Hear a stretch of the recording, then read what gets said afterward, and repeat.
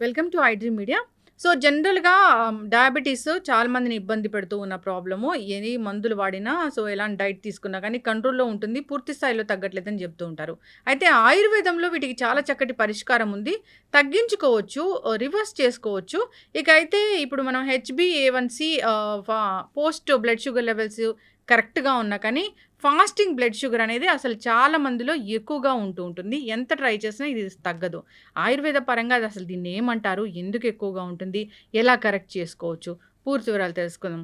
మనతో పాటు ఉన్నారు ప్రముఖ ఆయుర్వేద వైద్య నిపుణులు ప్రొఫెసర్ డాక్టర్ టి. వేణుగోపాలరావు గారు from Ojas ayurvedic centre Chikkadpally. Doctor గారు నమస్తే. ధన్వంతరియనమ్మా, నమస్కారం. డాక్టర్ గారు, అంటే డయాబెటిస్ అనేది అంత పూర్వమే ఉందా ఆయుర్వేదంలో చెప్పడానికి? మీకు ఒక విషయం చెప్తే ఆశ్చర్యపోతారమ్మా. డయాబెటీస్ ఇప్పుడు వచ్చింది కాదు. హ్మ్. ఆయుర్వేదంలో పేరు మారింది దీనికి. హ్మ్. పేరు మారింది తప్ప రోగం ఒకటే. హ్మ్. ఆయుర్వేదంలో ప్రమేహ రోగం, ముఖ్యంగా మధుమేహం, అంటే 20 రకాల ప్రమేహాలని హ్మ్. సరిగా ట్రీట్మెంట్ చేయకపోతే, అంటే సరైన సమయంలో ట్రీట్మెంట్ చేయకపోతే అది మధుమేహం కింద మారుతుందని ఆయుర్వేదంలో చెప్పారు. హుహు. సో మనకి చరిత్రలో, మనకి పురాణాలలో కనుక చూస్తే ఒక రకంగా, అంటే ఇది ఒక వర్షన్ ఉంది, అది నిజమా కాదా నాకు కూడా తెలియదు. విఘ్నేశ్వరుడు, వినాయకుడు, the first person who detected as obese diabetes. Okay. So అందుకనే అతనికి బిల్వపత్రము, తర్వాత బిల్వపత్ర పూజ అనేది చేస్తుంటారు ఎక్కువ. తర్వాత దర్భ, గరిక. సో వీటన్నిట్లలో ప్రమేహాన్ని తగ్గించే గుణాలు ఉన్నాయన్నమాట. తర్వాత వెలగపండు, కపిత్త జంబూ ఫలసార భక్షితం ఉమాసుతం శోక వినాశకరకం అన్నారు కదా. సో ఇక్కడ శోకము అంటే రోగం, అంటే శోకము అంటే మనకు దుఃఖం కాదు, మనకి రోగానికి ఒక పర్యాయ పదము శోకం అన్నమాట. సో ఆ పరంగా చూస్తే కపిత్త జంబుఫల సారభక్షితం ఈ రెండింటిని ఎక్కువగా ఇష్టపడి తినేవాడు. ఎందుకు? జంబూఫలం అంటే నేరేడు పండు. రీసెంట్గా కూడా, అంటే మనకి దాదాపు ఒక 20 సంవత్సరాల నుండి కూడా సైంటిఫిక్గా మనకి నేరేడు పండు అనేది షుగర్ని తగ్గిస్తుందని చాలామందికి తెలుసు. తర్వాత కపిత్త వెలగపండు గుజ్జు, తర్వాత వెలగపండు ఆకు రసంలో కూడా షుగర్ని తగ్గించే ఔషధ గుణాలు ఉన్నాయని రీసెంట్ రీసెర్చ్లు చాలా చెప్పినాయి. కానీ వాడుకలో తక్కువగా ఉంది. వాడుకలో ఎక్కువగా ఉన్నది ఏంటిది? జంబూఫలం, అంటే నేరేడు గింజల చూర్ణం అన్నమాట. ముఖ్యంగా ఇది డయాబెటీస్లో షుగర్ లెవెల్స్ ఎక్కువగా ఉండడంతో పాటు అతిమూత్రము అంటారు కదా. సో ఫ్రీక్వెంట్ యూరినేషన్ ఉండి షుగర్ లెవెల్స్ ఎక్కువగా ఉండే వాళ్ళలో నేరేడు గింజల యొక్క పొడి ప్రతిరోజు ఉదయం 1 టీ స్పూన్, మధ్యాహ్నం 1 టీ స్పూన్, రాత్రి 1 టీ స్పూన్, తినకంటే ఒక అర్ధగంట ముందు కనుక తీసుకుంటే అతిమూత్రం చాలా అద్భుతంగా తగ్గుతుంది. ఇది నేను చెప్పింది కాదు, ఇది అనుభవపూర్వకంగా మన పూర్వీకులు చెప్పింది, ప్లస్ మన గ్రంథాల్లో నిక్షిప్తం చేయబడింది. సో అంత అద్భుతమైనది. ఇంకొకటి నేరేడు నేరేడు యొక్క ఈ గింజల చూర్ణమే కాకుండా దాని దాని యొక్క బెరడు పొడిని కూడా వాడతారు అన్నమాట కొంతమంది. సో ఆ బెరడు పొడి కూడా ఈ షుగర్ని కంట్రోల్ చేసే యాక్టివిటీ ఉంది. అందుకని ఏంటంటే మనకి చరిత్రలో, మనకి పురాణాలలో ఒబేస్ డయాబెటిక్ మన విఘ్నేశ్వరుడు అనమాట. సో మనకి పురాణాలు, అందుకనే మనకి ఎక్కువగా పూజలో వాడే వింశతి పత్రాలు అంటారు కదా. వింశతి పత్రాలు, మనకి వింశతి పత్ర పూజ మనకు వినాయక చవితి నాడు మనం చేస్తుంటాం. దాంట్లో అర్జున పత్రము, దతుర పత్రము, బిల్వ పత్రము, తర్వాత అర్కపత్రం అని, నిర్గుండి, వేప, ఇలాంటివన్నీ కూడా మనకు చెప్పారనమాట. సో ఇది పెద్ద టాపిక్, దానికి ఒక్కొక్క దానికి ఒక్కొక్క ఇంపార్టెన్స్ ఉంది. అది మనం తర్వాత చెప్పుకోవచ్చు. మనం ఎక్కువగా ఇప్పుడు చూడాల్సింది ఏంటంటే, మీరు అడిగారు కదా ఫాస్టింగ్ బ్లడ్ షుగర్ లెవెల్స్ ఎక్కువ ఉన్న వాళ్ళలో ఏం చేయాలి మరి కదా. సో అలోపతి పరంగా చూస్తే దీనికి రకరకాల కారణాలు వాళ్ళు చెప్తారు. ఎందుకంటే రాత్రిపూట ఎక్కువగా కార్బోహైడ్రేట్స్ ఎక్కువగా ఉండే ఆహార పదార్థాలు తీసుకోవడము, లేదంటే డాన్ ఫినామినా, తర్వాత సోమ్గాయ్ ఫినామినా అని 2 రకాలు చెప్పారు. అది డీటెయిల్గా నేను పోను వాటికి. కానీ ఆయుర్వేద పరంగా ఏం చెప్పారంటే ఒక రకమైన అజీర్ణము దీనికి కారణము అని ఆయుర్వేదంలో చెప్పారనమాట, ఫాస్టింగ్ బ్లడ్ షుగర్ లెవెల్ పెరగడానికి. ఓకే, మనకి ఆయుర్వేదంలో 4 రకాల అజీర్ణాలు చెప్పారు. అంటే డైజెషన్, అంటే మెటబాలిజంకి సంబంధించిన వ్యాధులని అజీర్ణ వ్యాధులు అంటారనమాట. సో దాంట్లో ఆమాజీర్ణము, విదగ్ధాజీర్ణము, విష్టబ్దాజీర్ణము, రసశేషాజీర్ణము అని చెప్పారనమాట. సో ఆమాజీర్ణం అనేది కఫ వ్యాధులకు, విదగ్ధాజీర్ణం అనేది పిత్త వ్యాధులకు, విష్టబ్దాజీర్ణం అనేది వాత వ్యాధులకి మూల కారణంగా ఉంటుంది. సో 4వది రసశేష అజీర్ణం అనమాట. ఈ రసశేష అజీర్ణం అనేది ఫాస్టింగ్ బ్లడ్ షుగర్ లెవెల్స్ పెరగడానికి ఒక రకమైన కారణం. సో ఇది ఆయుర్వేద గ్రంథాల్లో చెప్పినప్పటికీ అది ఒక అంటే పూర్తిగా దాన్ని వివరంగా చెప్పలేదన్నమాట. ఒక సంక్షిప్తంగా చెప్పారు. దాన్ని డీకోడ్ చేయాల్సిన అవసరం ఉంటుంది. సో మా ఎక్స్పీరియన్స్లో మా ఒక టీమ్ ఆఫ్ ఆయుర్వేదిక్ డాక్టర్స్, ఒక సీనియర్ డాక్టర్స్ దీన్ని డీకోడ్ చేసినప్పుడు మనకు అర్థమైందనమాట. సో వేల మంది, దాదాపు రోజుకి ఒక 100 నుంచి 150 మంది డయాబెటిక్ పేషెంట్ని చూసే ఆయుర్వేద వైద్యులు ఉన్నారు మా టీంలో. సో వాళ్ళందరి యొక్క అనుభవంతో, ఏండ్ల ఎత్తరబడి ఉన్న అనుభవంతో, వాళ్ళకున్న హిస్టరీని మనం పూర్తిగా దాన్ని మనము అనలైజ్ చేసినప్పుడు అర్థమైంది ఏంటంటే వాళ్ళందరిలో కామన్గా కనబడే, అంటే ఫాస్టింగ్ బ్లడ్ షుగర్ లెవెల్స్ ఎక్కువగా ఉండే పేషెంట్స్లో కామన్గా కనబడే ఒక ప్రాబ్లము అజీర్ణం. దాంట్లో ఒకటి రసశేషాజీర్ణం.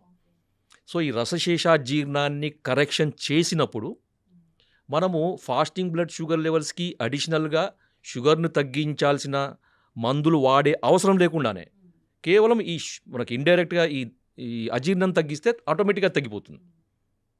సో ఇది ఆయుర్వేదంలో ఉన్న ఒక అద్భుతమైన విశేషం అన్నమాట.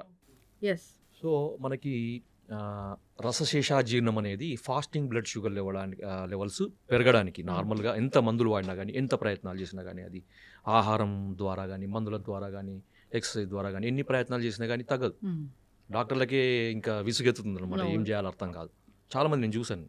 సో వాళ్ళ దగ్గర నుంచి ఎటువంటి రెస్పాన్స్ రాక ఆయుర్వేదానికి వచ్చే పేషెంట్స్ చాలామంది ఉంటారు. సార్ మాకు అంతా బాగానే ఉంది, మేము మందులు వాడుతున్నాం, పోస్ట్ లంచ్ బాగానే ఉంది, ఇంత అన్ని బాగానే ఉంటాయి, కానీ ఫాస్టింగ్ బ్లడ్ షుగర్స్ తగ్గకపోవడం వల్ల మాకు దాని యొక్క దుష్ప్రభావాలు కనబడుతున్నాయి సార్. కొంతమందికి 160, 170 వరకు ఉంటాయి. ఎందుకంటే ఫాస్టింగ్ బ్లడ్ షుగర్ లెవెల్స్ 100 వరకు ఉంటే సేఫ్, 125 వరకు ఉంటే మోడరేట్ సేఫ్, 100 ఉంటే పూర్తి సేఫ్, 125 వరకు ఉంటే ఇంకా మోడరేట్ సేఫ్ అనమాట. అది దాటిందంటే ఏంటంటే ఇంకా సేఫ్లో ఉన్నట్టు కాదు. మనం పోస్ట్ లంచ్ ఎంత నార్మల్ ఉన్నప్పటికీ మనకి ఫాస్టింగ్ కూడా అంతే నార్మల్ ఉండాలన్నమాట. కొంతమందికి 170, 180, 200 ఉండే వాళ్ళని కూడా చూసాం. అలాంటి వాళ్ళకి ఈ అజీర్ణానికి ఇచ్చే ట్రీట్మెంట్ వల్ల మనకి అద్భుతమైన ఫలితాలు. సో సార్ మరి మీరు ఇవన్నీ చెప్తున్నారు కదా, మరి మాకు టిప్పు చెప్పలేను సార్, ఇంతసేపు మాకు ఊరిస్తున్నారు, వెయిట్ చేస్తున్నారు కదా. అంటే ఏం లేదమ్మా, దీనికి ఏం చేయండి అంటే దీన్ని పెప్పర్ మిల్క్ అంటారు. పెప్పర్ మిల్క్ మీకు ఈజీ అర్థం కావడానికి, మిరియాల పాలు. అరే మిరియాల పాలా సార్, ఏంటి మీరు అది ఏం చెప్తున్నారు సార్, ఏంటిది? అందరికీ తెలుసు మిరియాల పాలు అంటే పాలలో మిరియాలు వేసుకుని తాగడం, మిరియాల పొడి వేసుకుని తాగడం సార్. కానీ దానికి ఒక పద్ధతి ఉంటుంది కదా. మామూలుగా ఏదో దగ్గు వచ్చింది, జలుబు వచ్చింది, మిరియాలలో వేసుకుంటా, అది కాదు. మీరు ఏం చేయాలంటే ముందుగా మార్కెట్ నుంచి మిరియాలు తీసుకురండి. ఎందుకంటే దాన్ని మిరియాలని శుద్ధి చేయాలి. శుద్ధి చేయకుండా మందులకు వాడుకోవద్దు. మీరు వంటలలో వాడుకొని మీ ఇష్టం, పర్వాలేదు. కానీ మందులకు వాడేటప్పుడు, అంటే దీని కొరకు వాడుకునేటప్పుడు శుద్ధి చేయాలన్నమాట. శుద్ధి ఎందుకంటే 2 రకాల కారణాలు. ఒకటేమో దాంట్లో అడల్ట్రేషన్స్, మిరియాలలో మనకి ఈ పుప్పొడి గింజలు కూడా కలుపుతారు అనమాట. సో వాటిని తీసేయడానికి. రెండవది ఆ మిరియాలలో ఉండే తీక్ష్ణత్వం అంటారు అన్నమాట. అది దాంట్లో ఒక ఎనర్జీ, హై ఎనర్జీని మనకి నార్మలైజ్ చేయడానికి. కొంతమందికి విదాహి అంటే మంట అదే అంత వస్తుంది కదా, అదంతా నార్మలైజ్ చేయడానికి. దీనికి ఏం చేయాలంటే మార్కెట్ నుంచి తీసుకొచ్చిన మిరియాలను మంచిగా చెరిగి దాంట్లో పొట్టు అదంతా తీసేసి, పళ్ళు చెట్టి మజ్జిగ, 1 లీటర్ మజ్జిగ తీసుకొని దాంట్లో ఒక 1/2 కేజీ, మనం మార్కెట్ తీసుకుంటే 1/2 కేజీ అంతా 1 లీటర్ మజ్జిగలో ఈ 1/2 కేజీ మిరియాలను వేసి రాత్రంతా ఉంచాలన్నమాట. ఉదయం లేచేసరికి ఏమవుతుందంటే మనకి చచ్చులు కానీ, తర్వాత నాపాలు కానీ, అవన్నీ కూడా మనకి పైకి తేలుతాయి అన్నమాట. సో మంచి పుష్టికరమైనవి, తర్వాత ఔషధ గుణాలు అన్నీ కూడా కిందికి బాటంలో సెటిల్ అవుతాయి. మీరు వాటన్నిటిని మొత్తం పైనుంచి తీసేసి, ఆ మజ్జిగను కూడా తీసేసి, ఆ కింద ఉన్న మిరియాలను మంచిగా తీసి వాటిని వేడి నీళ్ళలో కడగండి. కొంచెం గోరువెచ్చని, మరీ వేడి కాదు, కొంచెం గోరువెచ్చని నీళ్ళలో కడిగేసి ఏం చేయండి అంటే ఆరబెట్టాలన్నమాట. పూర్తిగా దాంట్లో ఉండే మాయిశ్చర్ అంతా పోయే వరకు ఆరబెట్టేసి కంటైనర్లో వేసుకోండి. వేసుకొని ప్రతిరోజు కూడా 1 కప్పు ఆవు పాలు, తర్వాత 1 కప్పు నీళ్లు, లేదు అంటే 1/2 కప్పు పాలు, తర్వాత 1/2 కప్పు నీళ్లు, దాంట్లో 1/4 టీ స్పూన్ మిరియాలను ఇప్పుడు మనం చేసుకున్నాం, శుద్ధి చేసుకున్నాయి, దాన్ని నలగొట్టాలన్నమాట. పూర్తిగా పొడి చేయొద్దు, మిక్సీలో వేసి తొందరగా కావాలని దాన్ని పొడి చేయొద్దు అనమాట. జస్ట్ అంటే బురుయిజ్ అంటారు కదా, దంచేసి ఆ పాలలో వేసి మనం ఎంతైతే నీళ్లు పోసినాం, అంటే అది 1/2 కప్పు కానీ 1 కప్పు కానీ పూర్తిగా ఎగిరిపోయే వరకు, పాలు మాత్రమే మిగిలే వరకు ఓకే దాన్ని మరిగిచ్చేసి వడపోసుకోండి. వడపోసుకొని గోరువెచ్చగా ఉండేటప్పుడు, లేదంటే మనం తాగగలిగేంత వేడి ఉన్నప్పుడు తాగండి. ఇది ఎప్పుడు చేయాలంటే ప్రతిరోజు ఉదయం ఎంప్టీ స్టమక్లో చేయాలి. సో కొంతమందిని నేను చూసాను, అంటే నాకు ఫీడ్బ్యాక్స్ వచ్చినాయి, నాకు తర్వాత రిపోర్ట్స్ కూడా చూపిస్తాను. చెప్తారు కదా. సో 3 రోజులలోనే, అంటే కొంతమంది సంవత్సరాల తరబడి ప్రయత్నాలు చేసినా తగ్గని ఫాస్టింగ్ బ్లడ్ షుగర్ 3 డేస్లోనే తగ్గిపోయిందని నాకు ఫోన్లో వచ్చినాయి, రిపోర్ట్స్ కూడా పంపించాను. నేనే ఆశ్చర్యపోయాను. సో ఇంత అది ఉంటుందా అని. కొంతమందికి వారం రోజులు, కొంతమంది 10 రోజులు. అంటే ఈ అలోపతి మెడిసిన్స్ కంటే ఫాస్ట్గా కూడా మనకి ఫాస్టింగ్ బ్లడ్ షుగర్ లెవెల్స్ తగ్గుతాయి. అంటే ఇంకొకటి ఏంటంటే అందరు అడుగుతారు, సార్ మరి ఇది తీసుకున్నప్పుడు అలోపతి మెడిసిన్ బంద్ చేయాలా?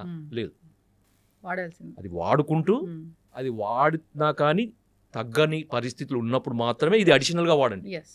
కానీ పూర్తిగా అది మానేసి వాడకూడదు. బాగా చెప్పారు డాక్టర్ గారు. చాలా మంది అయితే అవి మానేయండి, ఇవి వాడండి అంటారు. అవి మానేయండి, అలోపతి మందులు మానేయండి అనగానే సో కాంప్లికేషన్స్ వచ్చి ఇబ్బంది పడిన సందర్భాలు మనం చాలా ఉంటాయి. అది అంటే ఒక డేంజర్ పరిస్థితి. ఎందుకంటే మనకి ఇప్పుడు చూడండి, సింపుల్, ఇప్పుడు ఒక మనకి స్టేటస్, మనకి బాడీలో ఒక సమతుల్యత అనేది మందుల వల్ల ఇట్లా మెయింటైన్ అయింది. ఒక 3 పిల్లర్స్ ఉన్నాయి అనుకోండి, 3 మెడిసిన్స్ మీద సపోర్ట్ మీద ఉంది మనది. సో ఆ 3 మెడిసిన్స్ ఒకటిసారి తీస్తే ఏమవుతుంది? ఒకటిసారి కొలాప్స్ అవుతుంది. దానికి ఏంటంటే మనకి ఒక మెడిసిన్ తీసేయండి, మనకు ఆయుర్వేదిక్ మెడిసిన్ సపోర్ట్ ఇవ్వండి. స్లోగా ఆయుర్వేదిక్ మెడిసిన్ సపోర్ట్ స్ట్రాంగ్ అయ్యే వరకు అలోపతి మెడిసిన్ ఉంచండి, తర్వాత దాన్ని తీసేయండి. సో దాని తర్వాత ఇంకొక మెడిసిన్ వైద్యులు చెప్తా ఉంటారు అట్లా. సో ఇలాంటి మెడిసిన్ వాడుకోవచ్చు. దీనివల్ల ఎటువంటి నష్టం లేదు. ఎందుకంటే ఇది పనిచేసే విధానం, అది పనిచేసే విధానం రెండు కూడా డిఫరెంట్ గానే ఉంటాయి. కాబట్టి దీనికి దానికి ఎటువంటి కాంట్రాస్ట్ ఉండదు, ఇబ్బందులు ఉండవు, ఖచ్చితంగా వాడుకోవచ్చు, ఏం ప్రాబ్లం ఉండదు. చాలా చక్కగా చెప్పారు డాక్టర్ గారు. అంటే ఇది ఎందుకు వస్తుంది అంటే రూట్ కాజ్ చాలా చక్కగా చెప్పారు. మరి దాన్ని కరెక్ట్ చేయాలంటే టిప్స్ ఉన్నాయి. సో అది ఫుడ్డే. ఇప్పుడు మిరియాల పాలు అంటే ఆ పాలని ఎట్లా తయారు చేసుకోవాలనేది కూడా చాలా చక్కగా చెప్పారు. ఆ మిరియాలు తెచ్చుకోవాలి, మజ్జిగలో నానబెట్టుకోవాలి. సో పైన తేలినంత తీసేయాలి, మజ్జిగను కూడా పడేయాలి, వీటిని పొడిలాగా చేయాలి. అప్పుడు వేడి నీళ్ళలో కడిగి పొడిలాగా చేసుకొని ఆరిన తర్వాత పూర్తిగా ఎండిన తర్వాత బాగా డ్రై అయ్యాక, లేదంటే ఫంగస్ వస్తుంది. అవును, బాగా డ్రై చేసుకొని ఆ పొడి వాడుకుంటే సరిపోతుంది. చాలా మంచి సింపుల్. ఎందుకంటే మనకి రసశేషాజీర్ణాన్ని తగ్గించగలిగే ఔషధ విలువలు ఉన్నది మనకి ఈ మిరియాలు అనమాట. మిరియాల పాలు, అది ఆయుర్వేద గ్రంథాల్లో ఉంది. పెప్పర్ మిల్క్ అంటారా? Pepper milk. సో దీన్ని ఇది ఎట్లా చెప్పారంటే ఇది రసధాతువుని సరైన క్రమంలో సరిగ్గా తయారయ్యేటట్టు చేస్తుంది అని ఆయుర్వేద గ్రంథాల్లో చెప్పారనమాట. అంటే రసధాతువు అజీర్ణము అంటే మెటబాలిజం, రసధాతు యొక్క మెటబాలిజం సరిగా కానప్పుడే అది ఫాస్టింగ్ బ్లడ్ షుగర్ పెరగడానికి కారణమవుతుంది. ఇది చాలా సైంటిఫిక్గా చాలా ఎక్స్ప్లెయిన్ చేయొచ్చు.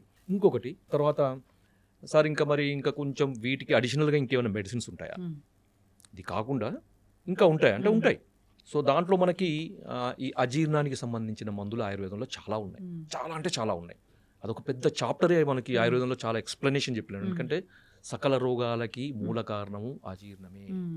అశీతివాత రోగాలకి విష్టబ్దాజీర్ణం అని చెప్పాం కదా. సో వాత రోగాలకి విష్టబ్దాజీర్ణము, సో పిత్త రోగాలకి 40 రకాల పిత్త రోగాలకి విదగ్ధాజీర్ణము, 20 రకాల కఫ రోగాలకి ఆమాజీర్ణము అని. సో ఇది అజీర్ణం అనేది పెద్ద చాప్టర్, దానికి రకరకాల మందులు ఉన్నాయి. ఇప్పుడు మనకి రసశేషాజీర్ణం కానీ ఇతర రకాల అజీర్ణాలు కానీ వాటికి ఒక అద్భుతమైన ఆయుర్వేదంలో మనకి బసవరాజ్యం అనే గ్రంథంలో ఒక మంచి మందు చెప్పారు. సో దాని పేరు అజీర్ణ బల కాలానలం. మీరు మళ్ళీ చెప్తాను, మళ్ళీ గుర్తుపెట్టుకోండి, మీరు కావాలంటే మళ్ళీ రాసుకోవచ్చు. అజీర్ణ బల కాలానలం. సో ఇది మేము కొంతమంది పేషెంట్లకి అడిషనల్గా ఇచ్చి మంచి రిజల్ట్స్. అంటే మేము షుగర్ ఉన్నప్పుడు షుగర్ని తగ్గించే మందులు వాడం మేము ఎక్కువగా. సో దానికి మూల కారణమైంది ఏ అజీర్ణం అనేది పనిచేస్తుంది అక్కడ, ఆ పేషెంట్లో ఏ అజీర్ణం ఉంటుంది అనేది అనలైజ్ చేసి దానికి తగ్గట్టు ట్రీట్మెంట్ ఇస్తే ఆటోమేటిక్గా షుగర్ లెవెల్స్ తగ్గుతాయి. అడిషనల్ మందులు వాడాల్సిన అవసరం లేకుండా నార్మల్ ఉంటుంది అనమాట. సో ఇది కాన్సెప్ట్ అనమాట ఆయుర్వేదంలో. అంతే తప్ప షుగర్ పెరిగింది, షుగర్ తగ్గించే మందులు వాడండి, ఇది ఎప్పుడు లైఫ్ లాంగ్ ఇట్లా ఉంటుంది. ఈ షుగర్ తగ్గడానికి ఆయుర్వేదం మందులు ఎందుకు, అలోపతి మందులు కూడా ఉన్నాయి కదా, ఇన్సులిన్ కూడా ఉంది కదా. చక్కటి ఇన్ఫర్మేషన్ డాక్టర్ గారు. ఇబ్బంది పడుతున్న వాళ్ళు కాంటాక్ట్ చేయాలని కోరుకున్నామండి. సో అంతేకాదు దీన్ని వాడుకోవచ్చు, చాలా వెరీ సింపుల్. ఇది ఈ పెప్పర్ మిల్క్ తయారు చేసి తీసుకోవడం కూడా ప్రతిరోజు తీసుకున్నారు. డయాబెటీస్ ఉందా లేదా, ఫాస్టింగ్ బ్లడ్ షుగర్ పెరిగిందా అది కాదు, ఎట్లయినా మామూలుగా కూడా తీసుకోవచ్చు. మామూలుగా నాన్ డయాబెటిక్ వాళ్ళు కూడా తీసుకోవచ్చు, మేము ప్రాబ్లమ్ లేదు. షుగర్ ఉన్న వాళ్ళే తీసుకోవాలని ఏం లేదు. అవును, ఇది జీర్ణానికి సంబంధించిన ఇష్యూని క్లియర్ చేస్తుంది కాబట్టి చక్కటి ఇన్ఫర్మేషన్ అండి. ధన్యవాదాలు. ధన్యవాదాలు. జై ధన్వంతరి.